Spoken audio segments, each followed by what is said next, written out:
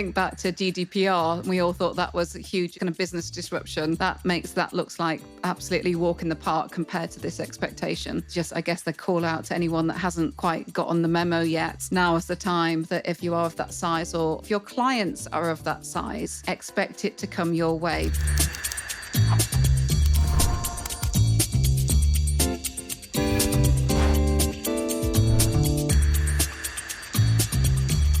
Hello and welcome to today's episode of the Technology Boardroom, where we're going to delve into the increasingly influential role that ESG is and regulations are having in shaping the business landscape in the UK.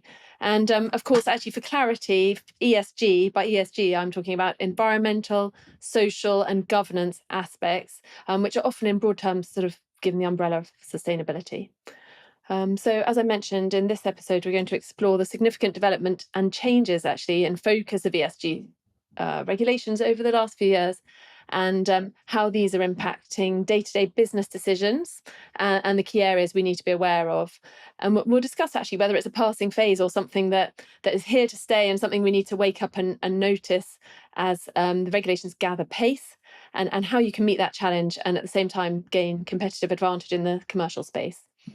I'm Anna Worthington, and joining me today are my co-hosts Thea Finneran and Helena Norden. Let's start with introductions. So, Helena, will you be able to introduce yourself? Yeah, thank you for inviting me. I'm Helena Norden. I'm the Chief Sustainability Officer for Advania Sweden, and has been for about 10 years now. Before that, I've been working in the field or in the scope within sustainability connected to IT and the IT sector for another 10 years. So I've been following more or less the development of the ESG legislation in EU and globally also during those years. And as a starting point, I have a Master of Science from the Royal Institute of Technology in Stockholm a long time ago. And Thea? Hi, everyone. So I'm the Chief People Officer for the Advania UK Group.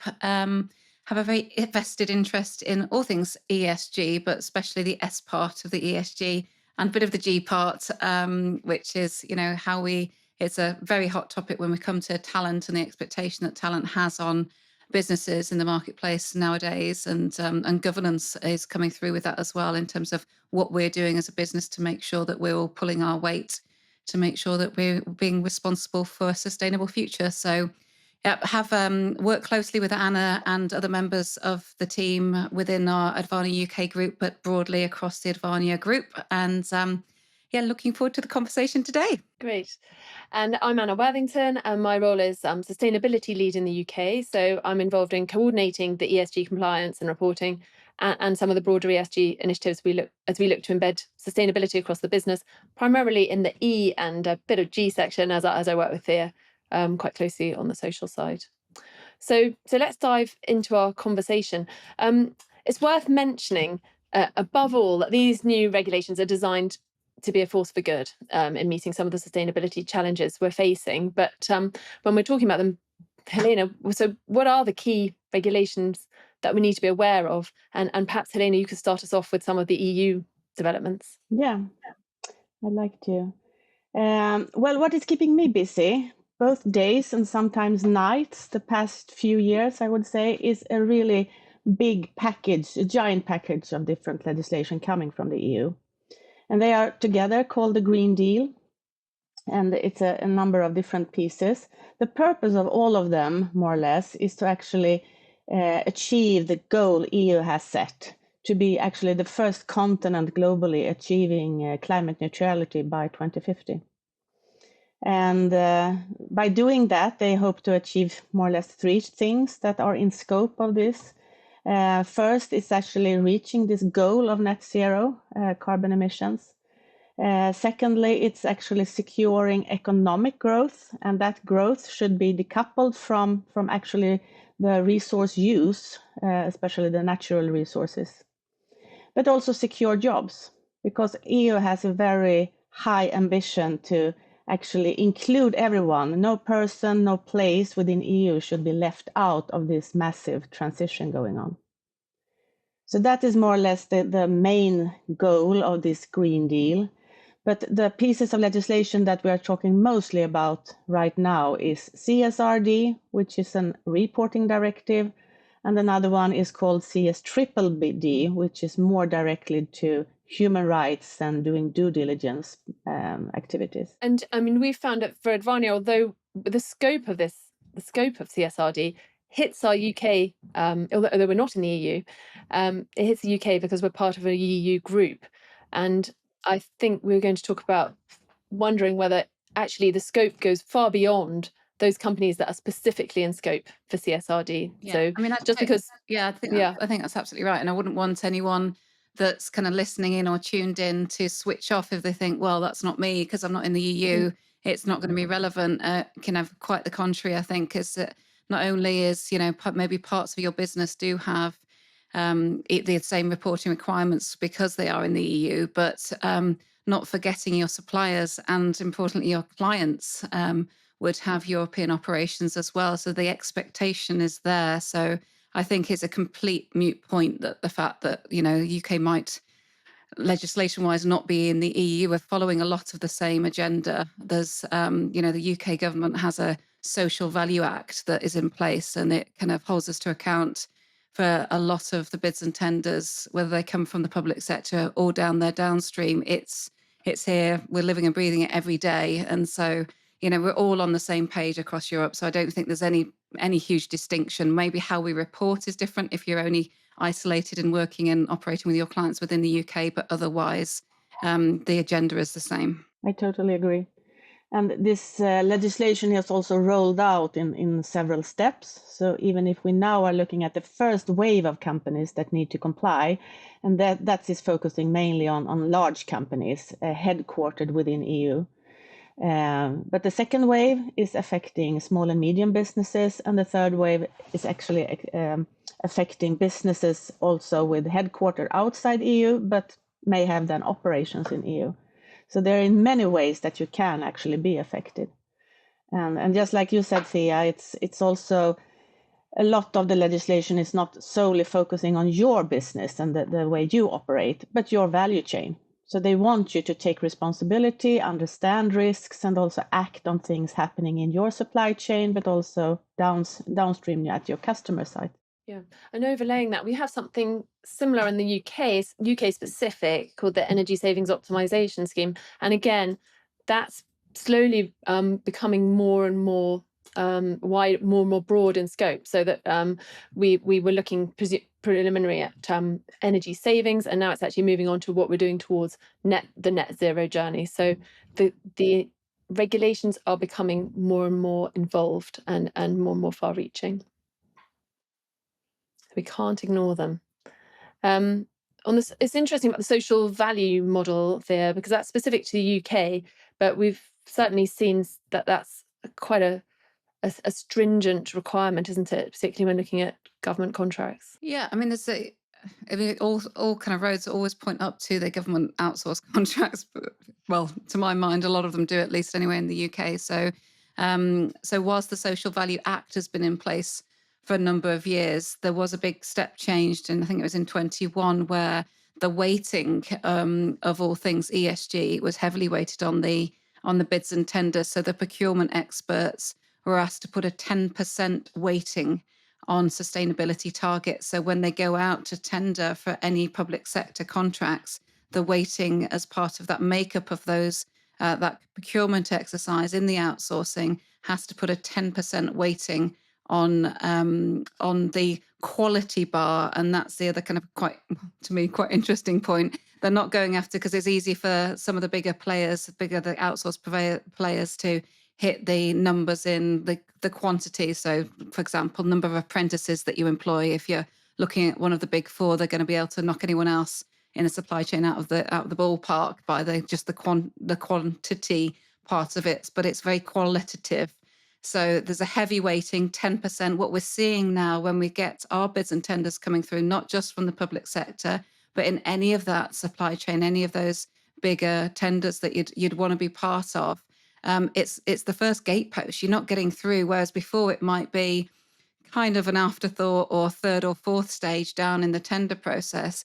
it's been brought right up front now. So you're not even going to get a conversation if you're not going to get past this first expectation of where you're spending some time and focus giving kind of back to society in some way, shape, or form. So, but it is qualitative, not quantitative, which is really interesting because it allows then and as I think it should be, because it kind of opens the door up to all sides of businesses. So it's saying to those SMEs, it's this is still important to you too. Like even if you hire one apprentice this year, or do some, I don't know, some work in schools in a developing area or something, then that's still relevant. It could be if it's a big part of if it's if it's something that your business has done over and above the usual supply of services.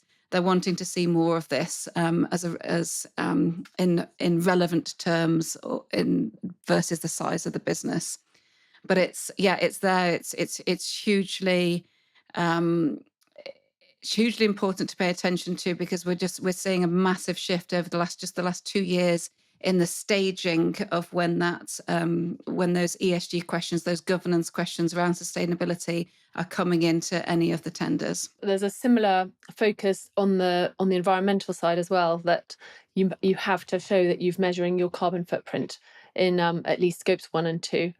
In a specific format as well for the government, it's the public policy note documentation. So that's also become a requirement of any of those tenders. Mm-hmm. But if you think about that kind of second tier, all of the kind of the big players, whether it's the energy providers, whoever it might be, they all work in some capacity with the government. So all of their supply chain vetting procedures have ESG is a huge part of their supply chain procurement exercise. So it's this. The other takeaway is that don't just kind of bury your head in the sand if you're thinking, well, we don't touch the public sector.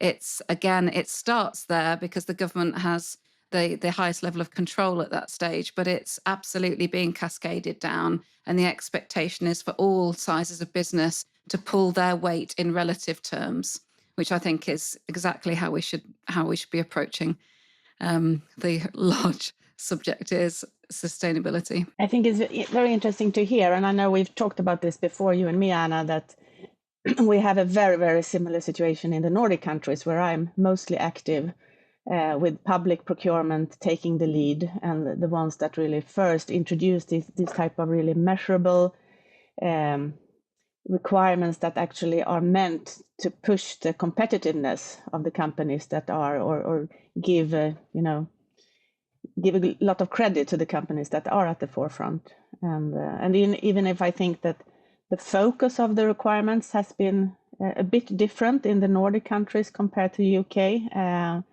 we are perhaps focusing more on the environmental side of things in many Swedish public procurements at the moment. But they have the same ambition and the same need to be at the forefront of pushing the development here. And it's also not just, I mean, we've got to remember, yes, it's the only place you need to be in it to have a place at the table in a lot of circumstances. Not all circumstances, some clients won't have that big requirement put upon you, but it's that competitive advantage that you mentioned right from the start, Anna, and that's again where we're seeing that right across the business. So obviously competitive advantage if we can help our clients do what's needed and expected of them because they're getting supply chain vetted. So if we can help them tick the boxes that they need to tick to make sure that they're being a responsible buyer, then that's exactly where we want to be. But if we look at it from a talent perspective, which is obviously my vested interest, then they're a key stakeholder. When dependent on your business, talent is not dependent on your business. Nearly every business, the talent side of it, your people costs will be your highest expenditure.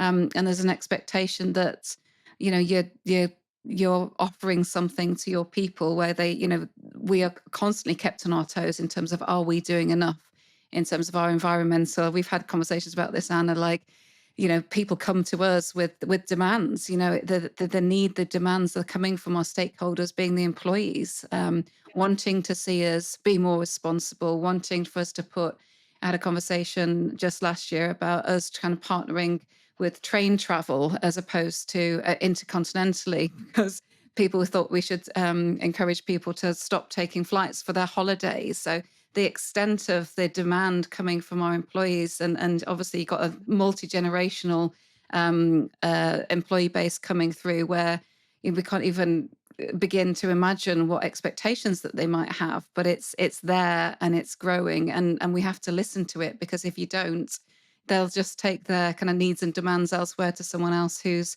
prepared and on the front foot with that. So I mean, I find it, it keeps us on our toes. We have to we make sure that we're opening as many kind of channels as possible for people to tell us what, where we should be focusing more efforts.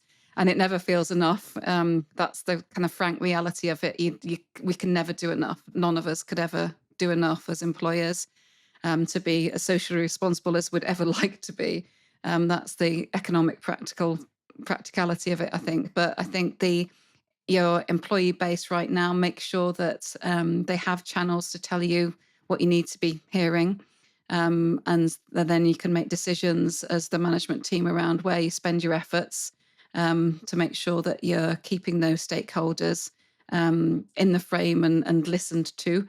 But also that candidate workforce, that the talent is short, and if you're in a talent area where you're vying for other talents, this is a key expectation that the business is going over and above the expectation of what might have been around 5 years ago, that they are putting back into the environment, that they are spending time out on giving back days, that that there is access to training around sustainability, and that we spend a lot of time educating our people on how we can be more responsible. So it's not just key from a commercial perspective in terms of that client base, but from a talent and then indirectly commercial perspective, it's enormous. I think I read a stat the other day that it's 78% of people looking for a new job, that is part of their consideration. I think it's That's what they're looking it's like for. the third key thing that they're looking for. This Yeah. new generation of candidates that are coming through, and to the older generations like myself, it wouldn't have been front of mind when we're looking at and it's really interesting to watch that shift where it's gone from pay and benefits, and it's now more around flexible time and what kind of family leave that you can get, and that's when we talk about the S side of things as well. How much is a business investing in people's and work-life balance, and making sure that they're looked after, and that we're doing the right things in terms of that diversity and equality piece. So this is absolutely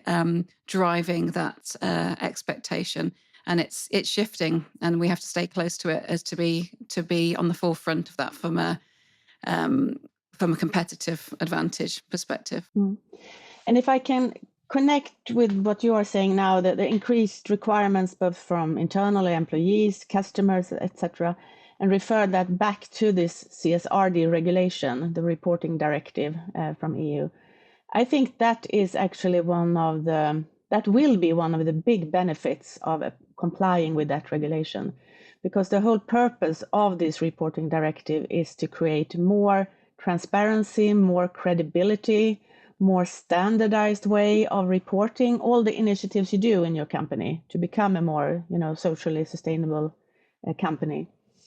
Yeah, I think it's a real positive, because there's one thing doing all of these things, and actually, as we reflect as a business, we do so much, but what we're not great at is actually bringing it together. And this is one of the observations that Anna made when she came in. She's there wasn't one kind of centralized place where we could talk about it all, but so we've put quite a lot of effort in over the last 12 months to try and bring that story together. And of course, we have our sustainability report that we now produce, or we have done in the last few years. You kind of head that piece up, Helena. It's something that's it's a real sense of pride that's driven by that. But it's really great to kind of pull it all together, because, yeah, like you say, that the reporting is a vehicle to be able to showcase the efforts that you put in, and it is an effort. All of the stuff in terms of, what we might need to do in terms of recycling. We were talking about, there's a new legislation Anna was mentioning the other day where you have to now sort every single litter bin or something in the UK going forward. I don't know, but in terms of, there's one thing doing it, but, to actually report on it, to be held account, and to be able to showcase your efforts. There's, as much as no one likes to kind of do additional reports, I think you're right, Helena. I think actually that's a way of demonstrating the effort that's been conducted in the business in that year. Yeah.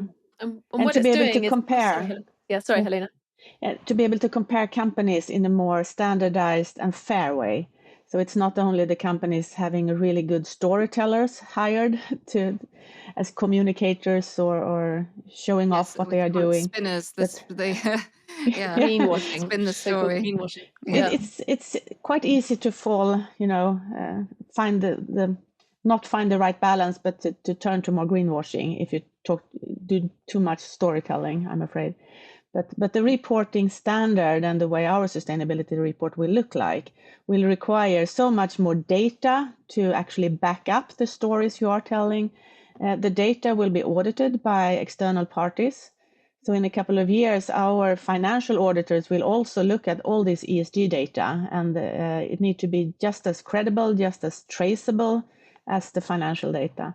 So everything moving in the direction to really give the companies that walk the talk here a big benefit. What I think is so positive about it is that actually what it's doing is it's making sure that, as in the past, a little bit, sustainability has been a bit of a tech checkbox and a bit of a sort of side department. Someone will do sustainability, but now it's far more that sustainability is part of every aspect of the bit, or becoming part of every aspect of the business. It's part of procurement decisions, it's part of hiring decisions, it's part of how we run a business overall. So it's not something that's just siloed.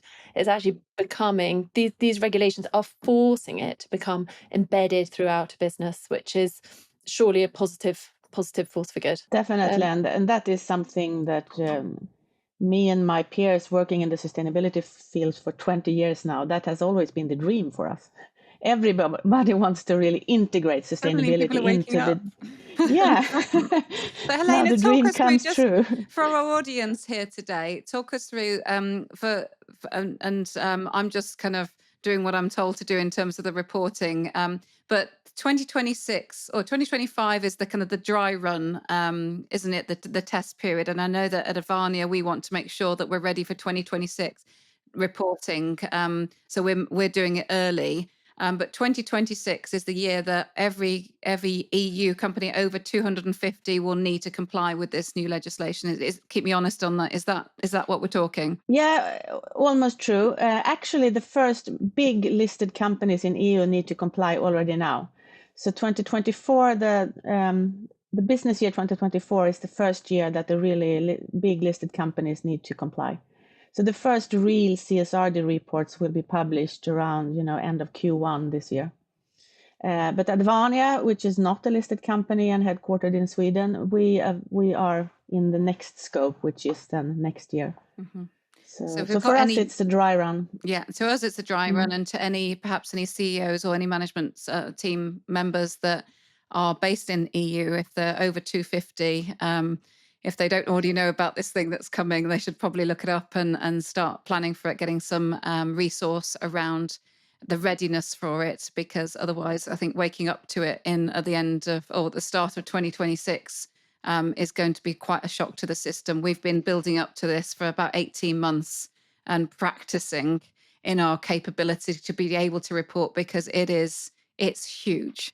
I mean, you think back to GDPR, and we all thought that was a huge kind of business disruption. That looks like absolutely walk in the park compared to this expectation. So just I guess the call out to anyone that hasn't quite got on the memo yet.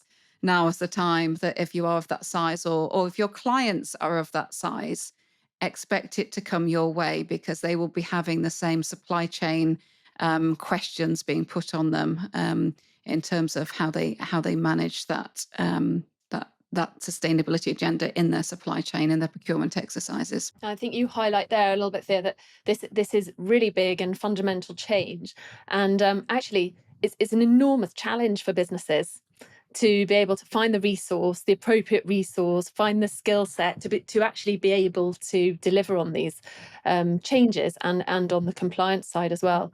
So starting early, especially on the HR reporting. So the HR reporting is, I don't know, 20-30%. It's quite a big chunk of it. So I speak on behalf of all HR teams out there in Europe. Give them time. Give them time to practice. there's a lot of retrospective data that you need, because you'll need attrition data, you need lots of pay data and movement data. It will need a whole year to get your data sorted if you're not ready for this change coming in 2026. So yeah, get the memo, read the expectation, and like you say, Anna, get it some resource aligned to be able to support this. But also, even if it doesn't hit your agenda, if you're not that 250, or if you're not in the EU per se, don't think that it's not going to impact in the same way. It will. I mean, one of the things, I guess, one of the other big step changes is the Pay Transparency Directive, that perhaps is worth at this point talking about, which passed last year in June 24. And each country in the EU has been given 3 years to implement locally how that looks like. But that's going to be quite a big business change. And that fits nicely into the S part of the ESG, so ensuring pay equity. So I think the EU has not seen the pace of positive change in gender pay parity as fast as we'd all like to see. So they've taken matters into their own hands, which is something I think we'd all support, especially on this call. And they're being very prescriptive about it. So the all employers, again, over the 250 mark, are going to have to post all of their pay ranges. Employees will have the right to ask what the pay ranges are, so that they can then see where their pay sits on that scale. It's called the Pay Transparency Directive. To get ready for this coming, I would encourage your recruitment teams to start having conversations with your leaders around getting very comfortable with disclosing your pay bands. And sometimes they're not comfortable, and you've got to then kind of uncover the why, and you've got a few years to really kind of train that muscle. But it's coming, and it will be switched on. It's the legislation, the directive has been passed, and each EU country will have to comply with that. It's already live in the States. They have to kind of declare pay ranges or the pay brackets. And so I also, in the UK, it's one of the things that, whilst it might not be legislation in the UK, it's good practice. That's allowing candidates to feel comfortable having pay conversations is one mechanism to try and reduce the gender pay gap. So there's lots of learnings also that we can take from the EU directives that we should bring into the UK practices, even if they're not being kind of a directive that's being enforced upon us.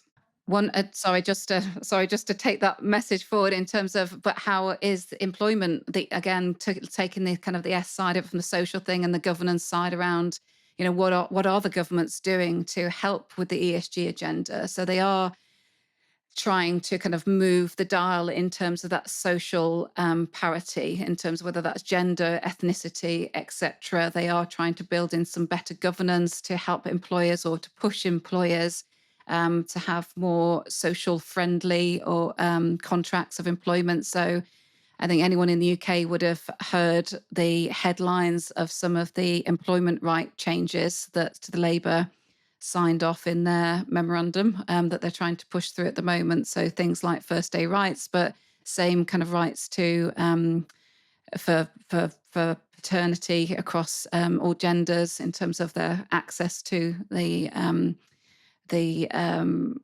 parental pay, etc. So there's about 25 plus new Labour changes coming or trying to be passed through in the next few years, that are all to enhance workers' rights and to protect workers' rights, all with the right thinking in terms of the social kind of protecting people's work-life balance, wellness, pay parity, all the things that we have to report on from an ESG reporting. The government here has kind of caught on to some of that and is bringing some of that, enforcing some of that through legislation. So it's worthwhile staying very close to those legislative changes as they come through, and we might be needing to report on ethnicity pay data quite soon. So as a business, we in the first year are starting to track that pay differential around ethnicities, as an example. So lot to keep a close eye on.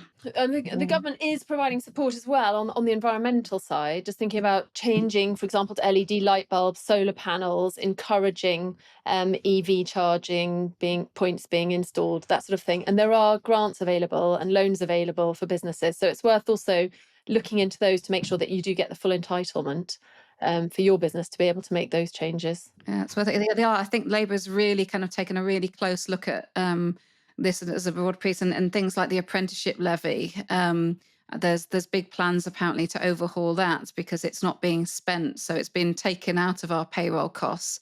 But it's actually quite, and we are absolutely one of the many employers that never get to spend that levy. With the best will in the world, it's really hard to access and do the right thing by it. And we'd love to have the resources to be able to kind of enact on building out some huge big apprenticeship hiring campaign, but it hasn't become part of our economic reality. And it never feels like enough, like I kind of said before. But I think the Labour government is looking at, again, helping businesses kind of do the right thing in a different way. But I just hope there's a lot of consultation before they make any knee-jerk decisions on how these things go through. We're definitely all reacting. It's uncharted territory, isn't it, for Mm. all of these? A big Helena, you change. probably might Big feel change the is lots. same from the CSRD perspective. It's new, so we haven't got a lot to go on for what's happened before. It's difficult and it's new, and we're all finding our way with it. So I don't know if you have anything to add on that. No, I can only agree. I think this is new to everyone these first years. It's new to us, the companies that need to comply. It's new to the auditors that are supposed to be the one, examining us and approving of our reporting and so on. So it's really exciting times. Everybody is learning, and without meaning to scare the audience off even more, I can just bring up the coming CSDDD directive that is another year away. It's actually coming into force in 2026 as well, where you as a company are supposed to also implement due diligence practices, where you need to be aware and assess risks, both regarding human rights and environment, both in your own operation, but also here in your value chain. So you need to understand and mitigate risks for forced labor, for example.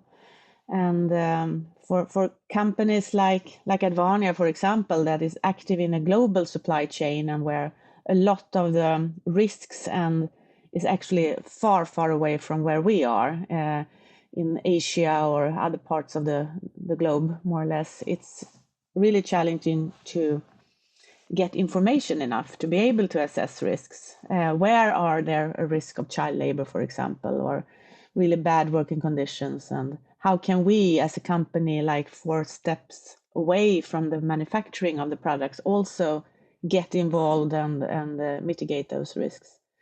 So that's also a coming legislation. And here there's actually sanctions.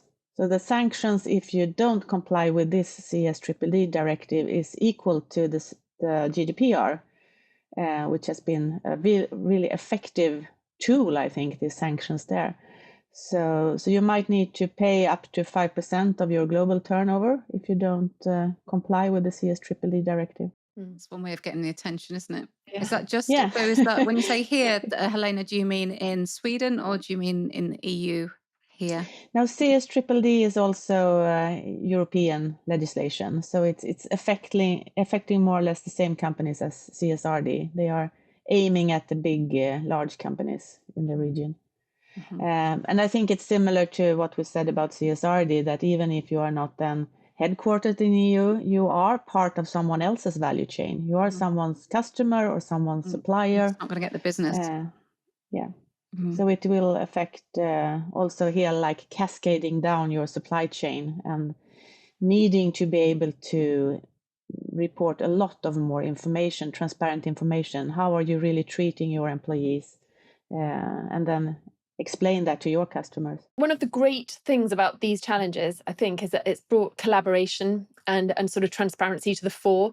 So the focus on, as you were talking about earlier, not having sort of it being a big marketing exercise of telling people what you're doing, but actually being more realistic and saying this is difficult and we're working on it together.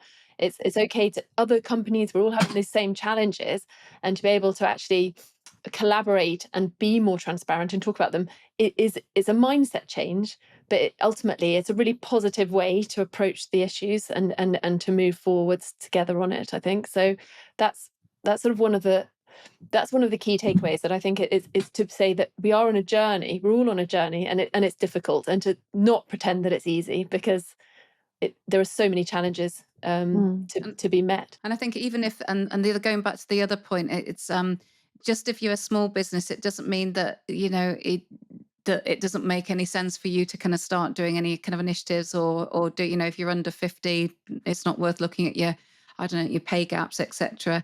There's still the expectation there, or from whether that's from employees or from your clients, or from the clients up the supply chain. If everyone can just pull their part, it is relative. The expectation, I think, from everyone around you is always going to be relative to that size of business. And so I don't think people should be disheartened or kind of almost turn a blind eye if they're running kind of smaller businesses, because there's still expectation that you put in kind of the relative workload, I think, to the company size. We've sort of highlighted there some of the key challenges, but there are also some real advantages that businesses who invest in this and put adequate resource in can really capitalize on, and that's probably one of them there, that you're building trust with your customers, with your employees, by you're going to get by having contracts, these because disclosures. even in those government procurement contracts, like I said, it's relative to the size of the business. So it's qualitative in terms of the size of the business. So what you did versus, that size of the company. So whether you've kind of gone into making that effort is what they're trying to ascertain in doing that process. So yeah, I think your question before, Anna, around almost like how does it feel? I think sometimes when you're knee deep in these reports, and we've been reporting for a number of years for our internal purposes anyway, so we're not extremely far off where we needed to get to from the new European requirements. So we're kind of fortunate in that way, but it's sometimes on a bad day, you're sat there thinking, oh my God, another the million data points that I've got to kind of drag in about various different segmented data around, whether that's HR data, whatever it might be. And you'd need to take a step back and think, but why? Why are we all doing this? And that's why is the government doing this? Why is the EU kind of directive coming through around this? But it's all for the right reasons.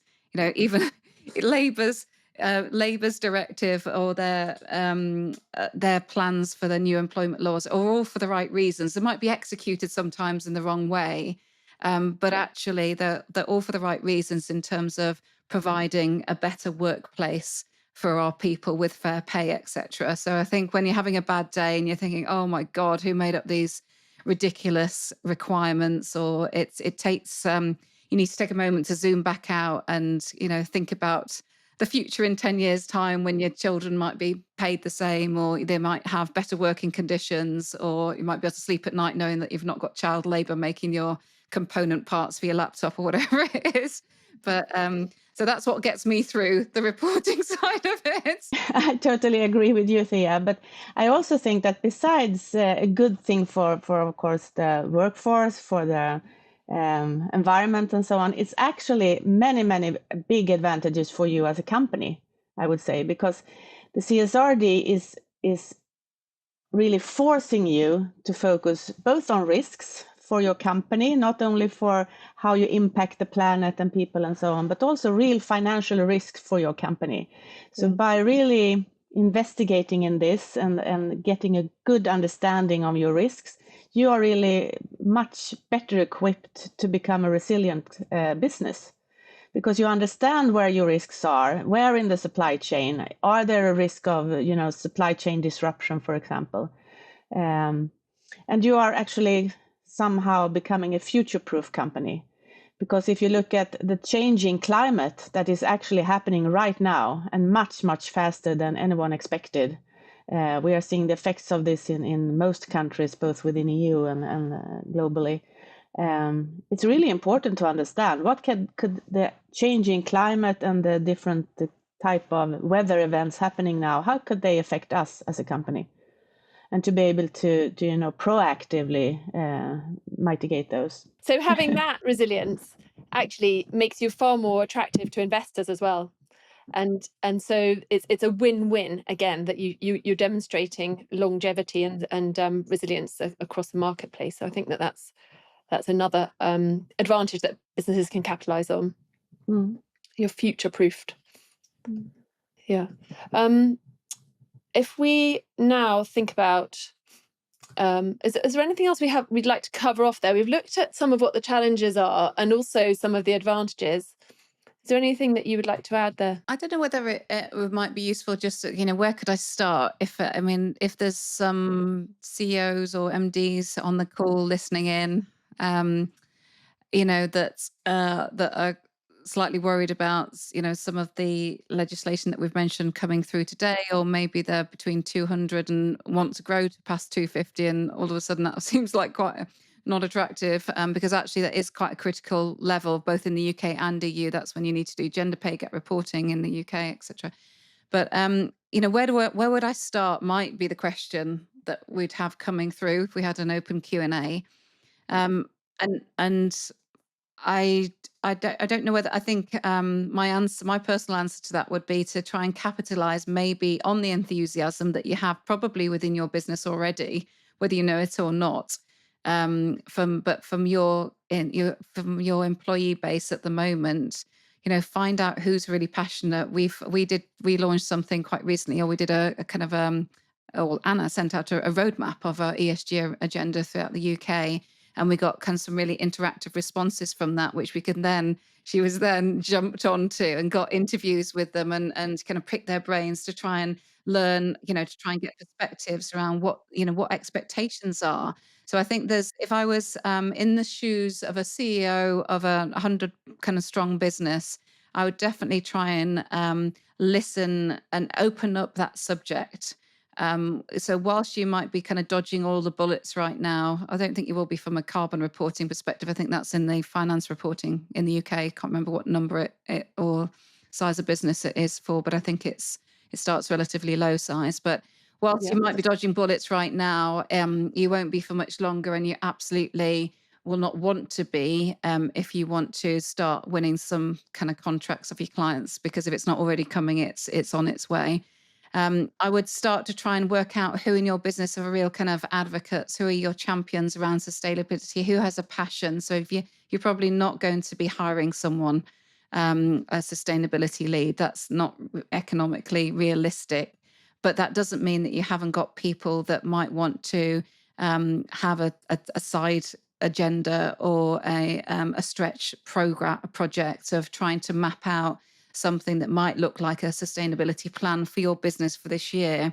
And I can bet you that you will recycle that. Oh, nice little recycle that a number of times, not physically, maybe if you wrote it up, in terms of speaking to clients about it. They're interested. They're holding us to account every day. So it's worthwhile trying to find where that interest is at the moment within the business, and giving them some permission to do a kind of a side project to try and look at what your kind of current state analysis is in your business at the moment, and where your aspired state is. Where would you like to get to by the end of 25, and build into that perhaps some potential risks of some legislation requirements or some reporting that's going to come in at some point along that roadmap, but also build in that opportunity side of it, that you could open up some new doors in terms of procurements that you might want to go after, or some clients that you might want to target, or clients that you've lost that you might want to start re-engaging with. Now you've got something more that you can talk to in terms of expectation around that. So I don't know whether either of you got anything to add to that. Where would I start? To the answer of where should I start? What I really need to know right now for this year is probably what people are thinking. I can add to that, especially if you are not already in scope of this first wave of companies that need to report on, because then I sincerely hope that you already have started. But if you are like an SME company and you expect to be affected in a year or two, a few years away, I think there will be so much to learn from the big companies that are publishing their reports and implementing this legislation this year. Because at the moment everybody is just trying to understand what the baseline, the compliance level is on all this legislation, and the first reports published this year will guide us here. So by looking at those, and there has also been establishing a number of different peer-to-peer cooperation networks during the past years. I think in Sweden, I'm involved in at least 3 different ones where both within our industry, the tech companies in Sweden, but also broadly networking with other companies that are in the same boat. And we are learning from each other. So instead of investing in extensive, consultants or hiring, we have hired people as well. We need to, but besides that, we can help each other a lot. That's great So advice. So find a support group of of other people in that same industry, that same size, and speak to some peer groups. And there's platforms out there that can help kind of collate data, for example, isn't there? I know that we're kind of using one at the moment, but sharing stories would probably be really helpful. Yeah, and I think it's incredibly important as well, not just from the bottom up kind of discussions around what we can do around sustainability, but actually to have the senior leadership team or the management team really embody and involved and really focusing on it as well makes an enormous difference and trickles down through the company. It just provides an energy and a focus for everyone to get on board and be noticed and be recognised for all the sustainability work they're doing. I think that's really important. Yeah. And I think that every piece of legislation I'm working with right now, they are all highlighting the accountability in the board for this for compliance with both the reporting directives, the due diligence directives, etc. So they are really pointing at the board and upper management that this is something you will be held accountable for, and that also helps in the implementation of these directives. So in summary, I think we can say that these ESG regulations are not going to go away. They're not a flash in the pan. They're here to stay. They're probably going to become more stringent over time. But I think that although they involve some of the there are some key challenges around them, there are some advantages as well, and some ways of gaining competitive advantage over making sure that we really take them seriously and get involved. Is there do you have a key takeaway, Thea? I guess it's, if you're not already on the bus, it's a bit like the AI conversation, right? You got to get on the bus early, otherwise you're going to be left behind, right, from a competitive perspective, in Europe at least. I mean, things are very different in the US, and if you're client based in the US, you might be fine for a while, but it's not kind of high on their agenda. But you've got to get on the bus early, otherwise, and certainly get comfortable with the requirements that are coming through. And when it becomes challenging, or when it feels like all a bit of a nonsense, then just kind of take a moment to reflect on why I'm in this position. And Helena talked before around the environmental impact. It's upon all of us, and in positions of responsibility, which I guess our audience will all be in.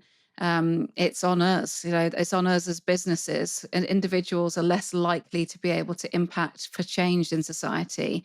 So if you are custodians of a business where you're in a position of making directives or changes, then you have a position of responsibility to take that role seriously and to understand the why behind all of this legislative changes that are coming down the pipeline. It's not just because someone wants to work us a little bit harder or want us to hire more people to be able to do this. There's a kind of a real key need that's looming for lots of different reasons, and it's all about sustainability and fairness and best work practices and all of the other good stuff that's behind the ESG agenda. So we've really got to kind of lean into all of those positives and kind of get on board that concept and get on board the bus sooner and get comfortable with it and get riding that bus, because otherwise you are at risk of losing out. Helena, is there anything you'd like to add as your closing? Yeah, I think we've said so many times during the call here, most companies will be affected. So I can just say that the last time. So, and like Thea said, get on the bus if you're not already on it. We are in this together. and the cooperation is key, both peer-to-peer, but also in your supply chain or value chain. But finally, and perhaps also most importantly, the directives I'm working with are not only focusing on negative impact and risks, it's definitely also focusing on business opportunities.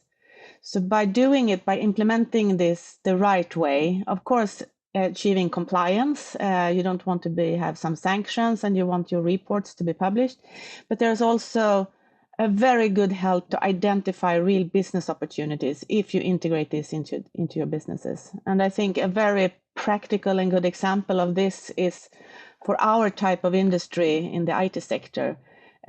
We can do so much by integrating circular principles in our offerings.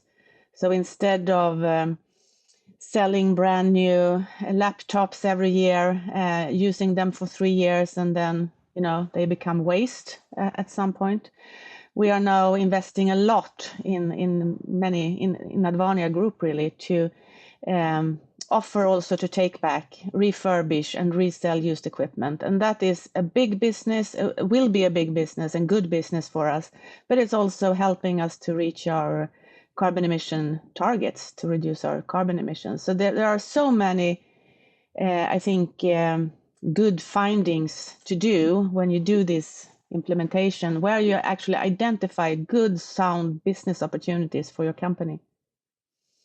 That's So don't forget that aspect of it as well. Yeah, that's a great example. Okay.